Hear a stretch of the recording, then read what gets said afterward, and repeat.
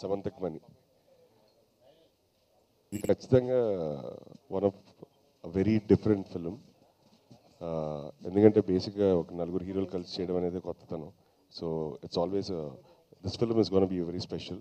And కథ చెప్పినప్పటి నుంచి వెరీ ఎక్సైటెడ్గా అనిపించింది my character and all the characters in the film.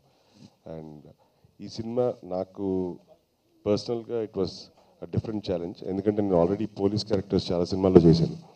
And so దాంట్లో కొత్తగా ఏదైనా చేయడానికి అవకాశం ఎలా ఉంటుంది అనుకున్నాను. అండ్ ఈ క్యారెక్టరైజేషన్ని శ్రీరామ్ చాలా బాగా డిజైన్ చేశాడు. ఏంటంటే ఒక వెరీ నేను చేసిన పోలీస్ క్యారెక్టర్స్లో కాకుండా ఇది చాలా కొత్తగా ఉంటుంది. And it was nice working with Sriram ఈ కథ and the whole team. Sudheer కానీ ఏది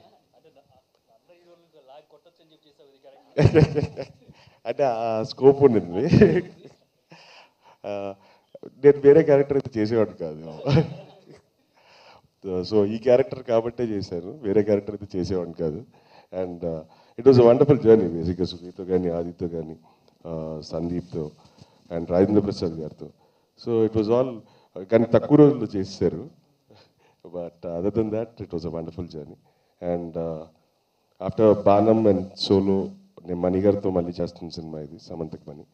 అండ్ ద మోషన్ పోస్టర్ కానీ ఇప్పుడు ఈ టీజర్ కానీ వండర్ఫుల్ బ్యాక్గ్రౌండ్ స్కోర్ ఇచ్చారు. అండ్ ఆయన గురించి మనం ఎంత చెప్పినా తక్కువే. And hope this will be my third film, my hattrick with Mani గారు. And I hope this film is gonna rock. Thank you so much. And ఈ సినిమా మొత్తం ఈ సినిమాని ఇంతమందిని తీసుకొచ్చి నమ్మి ఇట్స్ నాట్ ఈజీ నలుగురు హీరోలతో ఒక సినిమా చేయడం అనేది. And the whole credit goes to Anand Prasad గారు. అండ్ ఈ సినిమాని ఏం కావాలో బేసిక్గా ఒక సినిమాకి even I produced films, but నేనైనా కొన్నిసార్లు కాంప్రమైజ్ అయ్యాను. ఇక్కడ ఆనంద్ ప్రసాద్ గారు అసలు ఈ సినిమా విషయంలో కాంప్రమైజ్ అవ్వలేదు. అండ్ ఆ రిచ్నెస్ స్క్రీన్ మీద కనిపిస్తుంది. So thank you so much అండి for believing in this film and giving us all a very memorable film for life. Thanks. అక్కడ పక్షులు ఆత్మహత్య చేసుకుంటాయట. మనుషులు అన్నాక కష్టాలు ఉండడం సహజం. మనుషులు ఆత్మహత్య చేసుకోవడానికి చాలా సూసైడ్ ప్లేస్లు ఉన్నాయి. ఈ విషయం అందరికీ తెలిసిందే. అయితే మరి పక్షుల పరిస్థితి ఏమిటి? మరి వాటికి కష్టాలు ఉండవా?